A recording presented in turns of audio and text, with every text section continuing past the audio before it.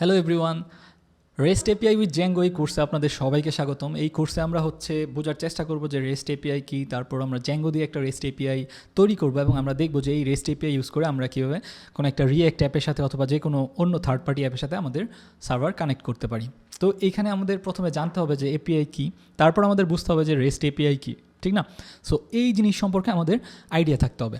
So আমরা প্রথমে API সম্পর্কে জেনে নিই। সো এখানে দেখতে পাচ্ছেন আমরা বহুব্রীহির যে লগ ইন পেজ এখানে আসছি। এখানে চাইলে আমরা ইমেল অথবা পাসওয়ার্ড দিয়ে লগ ইন করতে পারি। আবার এখানে অপশন আছে দেখেন, ফেসবুক দিয়ে লগ ইন অথবা গুগল দিয়ে অথবা লিঙ্কডইন দিয়ে। এই যে ফেসবুক দিয়ে লগ ইন অথবা গুগল দিয়ে লগ ইন অথবা লিঙ্কডইন দিয়ে লগ ইন, এই অপশনগুলো আসলে কীভাবে কাজ করে এটা আমরা একটু দেখব। সো প্রথমত আমরা জানি যে বহুব্রীহি কী করছে, যে এই লগ ইনগুলো ইমপ্লিমেন্ট করছে, ঠিক না? আমরা চাইলে আমাদের প্রজেক্টে এগুলো ইমপ্লিমেন্ট করতে পারি। সো ধরে নেন যে এটা হচ্ছে আমাদের গুগলের সার্ভার, ঠিক আছে? সো এটা হচ্ছে Google. So Google so Google এই গুগলের সার্ভারে সবার ইমেলের জমা আছে, ঠিক না? আমাদের আইডি পাসওয়ার্ড সব কিছু এখানে জমা আছে। সো আমরা চাচ্ছি যে গুগলের এই যে ইমেইলটা ওইটা কি ভ্যালিড কিনা। ধরেন আমার বহুব্রীর সাইটে এসে কেউ বললো যে rakibul@gmail.com, এখন এই যে rakibul@gmail.com এটা কি ভ্যালিড কিনা এটা আমাদের আসলে গুগল থেকে যাচাই করে নিতে হবে, ঠিক আছে?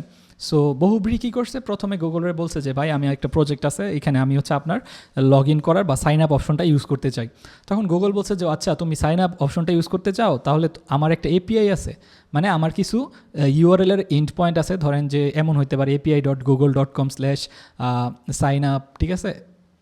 সাইন আপ এমন ইন্ড পয়েন্ট আছে, কিছু ইন্ড পয়েন্ট, সে এই ইন্ড পয়েন্টের ডকুমেন্টেশন দিয়ে দিছে আমাদের কাছে। তারপর বলছে যে তুমি এই ইন্ড পয়েন্টগুলোতে যদি হিট করো আর নাও একটা টোকেন, সো আমাদেরকে একটা টোকেন দিয়ে দিছে, এই নাও একটা টোকেন, এই টোকেনটা যদি তোমার রিকোয়েস্টের হেডারের মধ্যে আসে, ঠিক আছে, হেডারের মধ্যে অথবা রিকোয়েস্টের বডিতে থাকে বা হেডারের মধ্যে থাকে, তাহলে আমি ধরে নিব যে এটা তোমার কাছ থেকে রিকোয়েস্ট আসছে, ঠিক আছে? সো গুগল আমাদেরকে একটা টোকেন দিয়ে দিল আর হচ্ছে তার কিছু ডকুমেন্টেশন দিয়ে দিল যে এপিআইয়ের ইউআরএলগুলো হচ্ছে এই। এখন যখন আমাদের কাছে ইউজার আসতেছে বহুব্রীহির, তখন ইউজার একটা ইমেইল যখন ওই বাটনে ক্লিক করতেছে যে লগ ইন উইথ গুগল, তখন কিন্তু তার ইমেইলটা বহুব্রীহির কাছে চলে আসে। সো বহুব্রীহি কী করে, ওই যে গুগলের দেওয়া টোকেনটা ছিল, টোকেন আর গুগলের যেই এপিআইগুলো ছিল সেই এপিআইগুলোর মধ্যে নির্দিষ্ট একটা এপিআইতে সে রিকোয়েস্ট পাঠায়, হেডারের মধ্যে টোকেন দিয়ে দেয় আর হচ্ছে এই রিকোয়েস্টের ইমেলটা দিয়ে দেয়, ঠিক আছে, যে ইউজারের ইমেলটা দিয়ে দেয়। তো গুগল দেখে যে আরে এটা তো বহুব্রীর এপিআই, কারণ এটা তো বহুব্রী থেকে রিকোয়েস্ট আসছে, কারণ টোকেনের মধ্যে তো টোকেনটা তো বহুব্রীর টোকেন। তারপর সে কী করে, ওই ইমেলটা যাচাই করে, তার সার্ভারে যাচাই করে বলে যে ইয়েস এই ইমেলটা হচ্ছে ভ্যালিড ইমেল, অথবা আমাদের সার্ভারে এই ইমেলটা আছে, এমন একটা রেসপন্স ব্যাক করে দেয়। তখন কী করে, এইখান থেকে ওই ইউজারের জন্য একটা ভ্যালিড টোকেন সে জেনারেট করে দেয়, বলে যে এই নাও একটা ভ্যালিড টোকেন, ঠিক আছে, ওই ইউজারের জন্য। সো rakibul.com-এর জন্য একটা টোকেন সে পেয়ে যায়। তখন বহুব্রী কী করে, এই টোকেন ইউজ করে ইউজারকে অথেন্টিকেট করে অথবা এই ইউজারের সাথে এই টোকেনটাকে অ্যাটাচ করে দেয়। তখন ইউজার যখনই আবার রিকোয়েস্ট পাঠায়, তখন তার ব্রাউজারে থাকা এই টোকেনটা ওই রিকোয়েস্টের হেডারে পাস হয়, ঠিক আছে? সো এইভাবে আসলে আমাদের এই অথেন্টিকেশনটা এখানে কাজ করতেছে। এই যে মাঝখানে যে অপশনটা আছে এপিআই, তার কাজ হচ্ছে এই দুইটা জিনিসের মধ্যে একটা রিলেশন স্থাপন করা, অর্থাৎ একটা ব্রিজ এখানে থাকতেছে। কারণ নয়তো পুরো গুগলের সার্ভার তো আমরা অ্যাক্সেস করতে পারবো না, ঠিক না? এখানে একটা সিকিউরিটি ইস্যু আছে। সো আবার আমাদের হয়তো লিমিট দেওয়া থাকতে পারে যে এই এপিআই কয়টা হিট করা যাবে, অথবা আমাদের ওই এপিআই কি এর জন্য হয়তো টাকা দিতে হতে পারে, যে 500 ইউজারের সাইন আপ করা যাবে, অথবা ডেইলি এতবার এটার মধ্যে রিকোয়েস্ট আসতে পারবে। সো এইগুলা গুগল আসলে এখান থেকে সে এগুলো মনিটর করতে পারে এপিআইয়ের মাধ্যমে। সো এটা হচ্ছে এই দুটার মধ্যে একটা মানে ব্রিজের মতো আমরা চিন্তা করতে পারি, যে একটা নেটওয়ার্ক কানেকশনের মতো। সো এপিআইয়ের মাধ্যমে আমরা আসলে এই গুগলের সার্ভারের জিনিসপত্র নিয়ে কাজ করতে পারি। শুধু গুগল না, যেমন ফেসবুক ছিল, এখানে অপশন ছিল, লিঙ্কডইন ছিল। সো আমরা সবগুলোর জিনিসপত্র নিয়ে কাজ করতে পারি এই সিম্পল এপিআই ইউজ করে। এখন রেস্ট এপিআই কি? রেস্ট এপিআই হচ্ছে আরেকটু আপডেটেড এপিআই, মানে একটা কিছু রুলস মেনে চলে সেই এপিআইগুলো, রেস্ট এপিআই যেগুলো। তো সেই রুলসগুলোর মধ্যে আছে, ধরেন রেস্টের যদি মিনিংটা আমি বলি যে রিপ্রেজেন্টেশনাল স্টেট ট্রান্সফার। তো প্রথম ওয়ার্ডটা দেখেন, রিপ্রেজেন্টেশনাল, এর মানে হচ্ছে আপনার এপিআই যাই জেনারেট করুক না কেন, অর্থাৎ আপনার সার্ভারে যাই থাকুক না কেন, ধরেন এটা হচ্ছে গুগলের সার্ভার, আমরা যদি রিকোয়েস্ট পাঠাই, ধরেন রিকোয়েস্টের অনেক ধরনের টাইপ হতে পারে, এটা হতে পারে পুট হতে পারে, ডিলিট হতে পারে, ঠিক না? তো আমরা যে রিকোয়েস্টটা পাঠাবো তার সার্ভারে ডাটা ধরেন অনেক অনেক জায়গায় অনেক সিস্টেমে থাকতে পারে, MySQL-এ থাকতে পারে, অথবা পোস্টগ্রেসে থাকতে পারে, অথবা তার ডাটা হয়তো মঙ্গোডিবিতে থাকতে পারে, আমরা কিন্তু এটা জানি না। তো যেই রেস্ট এপিআই আছে তার প্রথম কাজ হচ্ছে সে আমাদেরকে অবশ্যই একটা রিপ্রেজেন্টেশনাল ডেটা আমাদেরকে দিবে, অর্থাৎ জেসন ফরম্যাটে অথবা এক্সএমএল ফরম্যাটে আমার কাছে ডেটা আসবে, ঠিক আছে। অর্থাৎ ক্লায়েন্টের কাছে, যেটাকে আমরা ক্লায়েন্ট বলতেছি, যে রিকোয়েস্ট পাঠাইছে তার কাছে অবশ্যই জেসন টাইপের ডেটা পাঠাতে হবে, ঠিক আছে। ডেটা আমাদের যে অবস্থায় থাকুক না কেন এটা অবশ্যই একটা রিপ্রেজেন্টেশনাল ডেটা আকারে পাঠাইতে হবে। আর স্টেট ট্রান্সফার থাকতে হবে, আমাদেরকে স্টেট ট্রান্সফার করতে হবে, কারণ এটা হচ্ছে রেস্ট এপিআই হচ্ছে স্টেটলেস, অর্থাৎ সে কোনো কিছু আসলে জমা রাখে না। সো আমাদেরকে সবসময় হেডারের মধ্যে, অর্থাৎ রিকোয়েস্টের এই যে হেডারের মধ্যে সব কিছু পাঠাই দিতে হবে, টোকেন পাঠাইতে হবে, ঠিক আছে। আমরা অথেন্টিকেট কিনা এইসব টোকেন বা জিনিসপত্র আমাদের সব রিকোয়েস্টের হেডারের মধ্যে পাঠাতে হবে, যেন আমরা যে কোনো মুহূর্তে রিকোয়েস্ট পাঠালে এই সার্ভার এটা হ্যান্ডেল করতে পারে। সো আমরা এইটুক মনে রাখবো শুধু, যে আমাদেরকে অবশ্যই জেসন টাইপের ডেটা পাঠাতে হবে আমাদের ব্যাকএন্ডে, যে টাইপের ডেটাই থাকুক না কেন। আর হচ্ছে আমাদেরকে অবশ্যই স্টেট ট্রান্সফার করতে হবে, অর্থাৎ আমাদের স্টেট আমরা ধরে নিব যে এই স্টেট আসলে সেফ থাকে না। সো আমাদের প্রত্যেকবারই আমাদের রিকোয়েস্টের সাথে টোকেন পাঠাতে হবে অথেন্টিকেশনের জন্য, যেন আমাদের সার্ভারটা চিনতে পারে, ঠিক আছে। সো মোটামুটি এটা হচ্ছে সংক্ষিপ্ত একটা রেস্ট এপিআই এর ধারণা। আমরা আস্তে আস্তে আরও এই জিনিস সম্পর্কে জানবো এবং প্র্যাকটিক্যালি দেখব। সো প্রথমে আমাদের যে কাজটা হবে এখন এই ভিডিওতে আমরা করব, সেটা হচ্ছে আমাদের যেই কম্পিউটার রয়েছে, আমাদের কম্পিউটারে সাধারণত আমরা একটা নতুন ভার্চুয়াল এনভায়রনমেন্ট ক্রিয়েট করব। তো এখন আপনাদের প্রশ্ন হতে পারে যে ভাই ভার্চুয়াল এনভায়রনমেন্ট কী আর এটার কেন দরকার। সো ধরেন আপনার যে পিসি আছে, যেহেতু এই কোর্সে আপনি আগে পাইথন ইউজ করছেন, সো আমি ধরে নিচ্ছি যে আপনার কম্পিউটারে পাইথন ইনস্টল করা রয়েছে। সো আমার পিসিতে বর্তমানে পাইথনের ভার্সনটা হচ্ছে 3.10.2, এবং আমি এই যে পাইথনটা রয়েছে আমার পিসিতে, তার প্রেক্ষিতে আমার কিছু লাইব্রেরি আমি ইউজ করতেছি আমার পিসিতে। সেগুলো হচ্ছে দেখেন এখানে আছে যে রিকোয়েস্টের এই ভার্সন, এটা একটা লাইব্রেরি, এটা একটা লাইব্রেরি, এগুলো একটা লাইব্রেরি, ঠিক আছে। সো এই লাইব্রেরিগুলো আমার ডিরেক্টলি আমার পিসিতে যদি আসে, এখন ধরেন কোনো একটা কারণে আমার এই যে জ্যাঙ্গো 4.0 এটা দরকার নাই, আমার এমন একটা জ্যাঙ্গোর ভার্সন দরকার যেটা হচ্ছে ধরেন 3.8, এমন একটা জ্যাঙ্গোর ভার্সন দরকার। তো এখন এই যে পাইথনের ভার্সন 3.10.2 সাথে জ্যাঙ্গো আমি ইনস্টল করে ফেলেছি আমার পিসিতে, এখন কিন্তু আমার এইটাকেই ডিলিট করে অথবা ডাউনগ্রেড করে এটাতে যেতে হবে। আবার দেখা গেছে আমি যদি অন্যান্য প্রজেক্টে 4.0 ইউজ করে থাকি, তাহলে আমার পিসিতে তখন এটা কাজ করবে না, কারণ আমার জ্যাঙ্গোর ভার্সন তখন ডাউনগ্রেড হয়ে গেছে। সো আমাদের এই প্রবলেমটা সলভ করা উচিত। এই জন্য আমরা কী করব, আমরা আলাদা একটা পাইথন নিয়ে নিব, ঠিক আছে, কারণ যাতে আমাদের এইসব ভার্সনে সমস্যা না হয়, আমরা যেন আমাদের প্রজেক্ট ওয়াইজ একটা পাইথন নিয়ে কাজ করতে পারি। সো আমাদের নতুন একটা প্রজেক্ট, আমাদের নতুন একটা পাইথন, সো আমরা ওইখানে যা যা দরকার ওই প্রজেক্টে সেগুলো আমরা ইনস্টল করে নিব।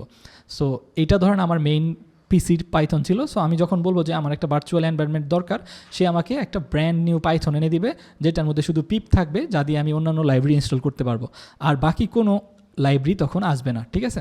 সো আমি এই পাইথনের মধ্যে আমার ইচ্ছা মতো জ্যাঙ্গোর যে ভার্সন দরকার, অন্যান্য লাইব্রেরির যে ভার্সন দরকার ওইগুলো আমি ইনস্টল করব। সেমভাবে আমি যদি আরেকটা প্রজেক্ট ক্রিয়েট করি, তখন আমি আরেকটা কপি নিয়ে নিব, ঠিক না, এটাকে বলে ভার্চুয়াল এনভায়রনমেন্ট, অর্থাৎ আমি নতুন একটা পাইথনের কপি ক্রিয়েট করব। সো আমি এখন আমার কম্পিউটারে চলে যাব এবং আমি কম্পিউটারের মধ্যে দেখাবো, অর্থাৎ VS কোডে চলে যাব, VS কোডে দেখাবো যে আমি কীভাবে এই ভার্চুয়াল এনভায়রনমেন্টগুলো ক্রিয়েট করতে পারি। সো আমি হচ্ছে কোড এডিটর হিসাবে VS কোড ইউজ করতেছি।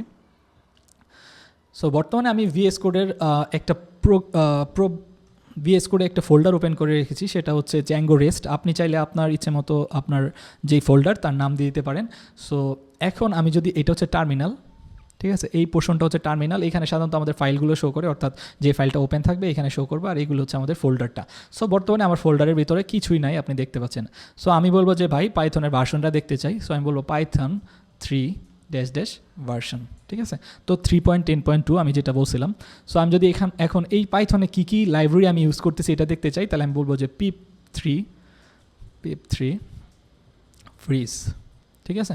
সো সে আমাকে একটা লিস্ট দিবে যে ভাই আপনার এই পাইথনে এই সব জিনিসপত্র ইনস্টল করা আছে। এখন ধরেন এখানে পাইথনের জ্যাঙ্গো 4.1 ইনস্টল করা আছে। সো আমি যদি এই পাইথনটা ইউজ করি, তাহলে আমার জ্যাঙ্গো 4.1টাই ইনস্টল হবে। সো আমি চাই না এই পাইথন ইউজ করতে, আমি চাই ব্র্যান্ড নিউ একটা পাইথন। সো আমি বলবো যে ভাই আমার নতুন একটা পাইথন দরকার। সো এই জন্য আমাদেরকে পাইথন কী করে একটা VENV, অর্থাৎ এই যে VENV নামের একটা লাইব্রেরি দিয়ে দিছে পাইথন, তার সাথেই 3.6 উপরেরগুলোতে মনে হয় যে পাইথনের আসলে VENV এই লাইব্রেরিটা পাইথনের সাথেই থাকে। সো আমরা এটাকে ইউজ করে কী করতে পারবো, আমরা নতুন একটা ভার্চুয়াল এনভায়রনমেন্ট ক্রিয়েট করতে পারবো। সো আমরা যদি VENV পাইথন লিখে সার্চ করি গুগলে, তাহলে আমাদেরকে প্রথম যেই docs.python.org এটাতে আমরা ওপেন করলে এখান থেকে আমাদের পাইথনের ভার্সন 3.10, তাহলে আমাদের এখানে কিন্তু আমাদের অপশন শো করবে যে আমরা কিভাবে আমাদের পাইথনটাকে ভার্চুয়াল এনভায়রনমেন্ট ক্রিয়েট করতে পারি। সো প্রথমে আমাদের একটা ক্রিয়েটিং ভার্চুয়াল এনভায়রনমেন্টের একটা কমান্ড রয়েছে, আমরা এই কমান্ডটা ইউজ করব। সো পাইথন 3, তারপর এটা আমরা কপি করে নিলাম, কপি করে এসে আমরা এখানে ক্লিয়ার করে নিই, ক্লিয়ার, তারপর আমরা পেস্ট করে দিলাম। এখন এখানে আমরা যদি দেখি যে এইটুক ঠিক আছে, তারপর সে বলতেছে path to our virtual environment. সে আমার বলতেছে এখানে তুমি পাথ টুক দাও যে কোন ফোল্ডারে তুমি তোমার ভার্চুয়াল এনভায়রনমেন্টটা ওপেন করতে চাও। আমি বলবো যে ভাই আমার বর্তমানে যেই ফোল্ডারে আসি সেই ফোল্ডারের মধ্যেই তুমি একটা ইএনবি ফোল্ডার খুলে নাও এবং তার মধ্যে তুমি ভার্চুয়াল এনভায়রনমেন্টটা ক্রিয়েট করো। সো এটা যদি আমি দেই তাহলে আপনি দেখতে পাচ্ছেন যে একটা নতুন এখানে ফোল্ডার ক্রিয়েট হয়েছে ইএনবি, এটার ভিতরে সে আসলে এই পাইথনের নতুন ভার্সনটা কপি করে নিয়ে আসছে। এই যে বিন ফোল্ডার দেখতে পাচ্ছেন, তারপর হচ্ছে লাইব্রেরি ফোল্ডার দেখতে পাচ্ছেন। সো আমার এখানে ভিএস কোডও একটা নোটিশ দিতেছে যে আপনি একটা নতুন পাইথনের ভার্সন এখানে দেখতেছি, আপনি কি এটাকে অ্যাক্টিভ করতে চান কিনা। আমি এটা এভাবে করব না, আমি দেখবো যে কমান্ড দিয়ে কীভাবে অ্যাক্টিভ করতে হয়। সো আমার কাছে নতুন পাইথনের ভার্সন চলে আসছে। এখন যদি আমি আচ্ছা এটাকে আমাদের অ্যাক্টিভ করতে হবে। এখন দেখেন, এখন কিন্তু আমি আমার পিসির পাইথনের ভার্সনে আসি, অর্থাৎ পাইথন 3 এর যে 3.10.2 ছিল ওটাতে আসি, কিন্তু আমাদের হচ্ছে এই যে ইএনবি ফোল্ডারের ভিতর পাইথন রয়েছে সেটাকে আমাদের অ্যাক্টিভ করতে হবে। সো আমাদের এখানে অ্যাক্টিভেট ফোল্ডার রয়েছে, অ্যাক্টিভেট একটা স্ক্রিপ্ট রয়েছে। সো আপনারা যদি উইন্ডোজে থাকেন তাহলে এই উইন ফোল্ডারের জায়গায় আপনাদের থাকবে স্ক্রিপ্ট ফোল্ডার, তারপর ওটার ভিতরে অ্যাক্টিভেট নামের একটা অপশন থাকবে। সো আমরা দেখি এই যে ডকুমেন্টেশনে যে কীভাবে এটাকে অ্যাক্টিভেট করতে হয়। একটু নিচে স্ক্রল করে আসলে আমরা দেখব যে প্ল্যাটফর্ম ওয়াইজ ওরা বলে দিয়েছে যে কীভাবে আমাদেরকে এটা অ্যাক্টিভেট করতে হবে। যদি আমরা উইন্ডোজের কমান্ড শেলে থাকি তাহলে হচ্ছে সিএমডি যেটা ছিল আর কি, ওটাতে আমাদের এই কমান্ডটা কপি করে পেস্ট করতে হবে। আর যদি আমরা কী বলে এটাকে অন্যান্য লিনাক্স বেসড থাকি তাহলে হচ্ছে আমাদেরকে এটা কী করতে হবে, এইটুক কমান্ড কপি করতে হবে। সো আমি এইটুক করে নিলাম, কারণ আমি হচ্ছে লিনাক্স বেসড একটা ম্যাক ইউজ করতেছি। সো আমি এখানে প্রিন্ট করলাম, পেস্ট করলাম, তারপর আমার এই যে অ্যাঙ্গুলার ব্রেকেট আছে না, অ্যাঙ্গুলার ব্রেকেটের ভিতরেও সে বলতেছে আমাকে আমার ওই ভার্চুয়ালি এনভের পাথটা দিতে, অর্থাৎ কোন ফোল্ডারে আছে। সো আমি বলবো যে ইএনবি ফোল্ডারে আছে বর্তমান যেই লোকেশন আছে, ঠিক আছে। সো বর্তমানে আমি দেখতে পাচ্ছি যে এই কমান্ডটা বলতেছে যে সোর্স, তারপর ইএনবি ফোল্ডারের ভিতরে বিন ফোল্ডার, তারপর এই অ্যাক্টিভেট, এটাকে সে রান করবে, ঠিক আছে। তো এটাকে রান করলে আমার এখানে একটা ইএনবি ওই যে ভার্চুয়াল এনভায়রনমেন্টের নামটা আপনি দেখতে পাচ্ছেন ব্রেকেটের ভিতরে, তার মানে সে বলতেছে বর্তমানে তোমার ভার্চুয়াল এনভায়রনমেন্টটা অ্যাক্টিভেট আছে, ঠিক আছে। পাইথনের তুমি কিন্তু এই যে কমান্ড লাইনে লিখতেছো এখন কিন্তু পাইথন ওইটা নতুনটা ইউজ হইতেছে, ঠিক আছে। সো এভাবে আমরা নতুন একটা পাইথনের ভার্চুয়াল এনভায়রনমেন্ট ক্রিয়েট করতে পারি। এখন আপনি যদি উইন্ডোজ ইউজার হয়ে থাকেন তাহলে হচ্ছে আপনি এইটুক কপি করবেন, ঠিক আছে। এইটুক কপি করে এইখানে আসলেন। সো আপনার যেই ফোল্ডারটা আছে সেটা হয়তো সি এর ভিতরে নাও থাকতে পারে, আপনি যেহেতু ইএনভি দিবেন সো এখানে শুধু আপনার এইটুক দিলেই হবে, ঠিক আছে। সো আমরা এইটুক কেটে দিব, আমরা এখানে ইএনভি দিব, ঠিক আছে। এই ব্রেকেটটা কেটে আমি জাস্ট এন্টার দিলেই আপনার ক্ষেত্রে তখন কাজ করার কথা। তো এভাবে আমরা চাইলেই সহজে একটা ভার্চুয়াল এনভায়রনমেন্ট ক্রিয়েট করতে পারি এবং ভার্চুয়াল এনভায়রনমেন্টের মাধ্যমে আমরা চেষ্টা করব যে কোনো পাইথনের প্রজেক্ট নিয়ে আমরা কাজ করি, সেটাও কোনো একটা মেশিন লার্নিং অথবা যে কোনো একটা জ্যাঙ্গো প্রজেক্ট, আমরা যখনই কোনো পাইথনের প্রজেক্ট নিয়ে কাজ করব আমরা মেক শিওর করব যে আমাদের একটা ভার্চুয়াল এনভায়রনমেন্ট ক্রিয়েট করা আছে, ঠিক আছে। সো আমরা এখন যদি পাইথনের ভার্সন দেখি, পাইথন 3 পাইথন ভার্সন, সো সে আমাকে নতুন পাইথনের ভার্সন অর্থাৎ 3.10.2টাই দেখাবে। আমরা চাইলে এটাকে ডিঅ্যাক্টিভেট করতে পারি সেম কমান্ড দিয়ে ডিঅ্যাক্টিভেট, তাহলে আমাদের আবার এই পাইথনটা এখন ডিঅ্যাক্টিভেট হয়ে গেল, ঠিক আছে। সো পরের ভিডিওতে আমরা দেখবো যে কীভাবে আমরা জ্যাঙ্গো প্রজেক্ট ক্রিয়েট করতে পারি এবং আমরা ওইটার প্যাকেজ কীভাবে আমরা সেভ করে রাখতে পারি। Thank you.